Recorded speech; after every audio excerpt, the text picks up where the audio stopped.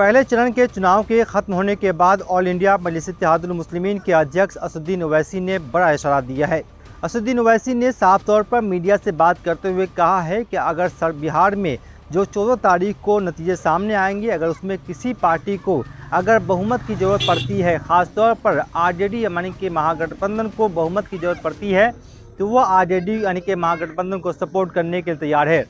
असदुद्दीन ओवैसी की पार्टी यानी कि पतंग छाप पूरे बिहार में इस वक्त 25 विधानसभा सीट पर मैदान में उतारे हुए हैं। हालांकि इससे पहले यानी कि 2020 में उनकी पार्टी सिर्फ 19 उम्मीदवार को मैदान में उतारा था, जिसमें से उनके जो 4 विधायक थे वो आरजेडी में चले गए थे। अब जो बड़ी खबर सामने आ रही है कि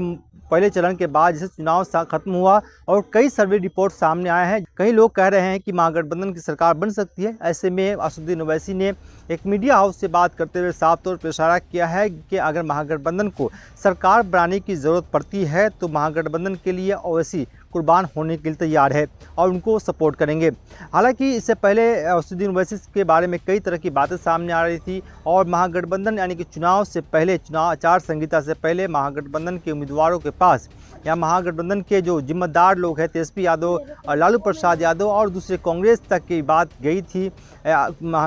MIM की तरफ से कि उन्हें महागठबंधन में शामिल किया जाए, लेकिन महागठबंधन ने ऑल इंडिया मजलिस-ए-इत्तेहादुल मुस्लिमीन यानी कि पतंग छाप को अपनी पार्टी में, अपने संगठन में शामिल नहीं किया। इसके बाद ऑल इंडिया मजलिस-ए-इत्तेहादुल मुस्लिमीन ने पूरे बिहार में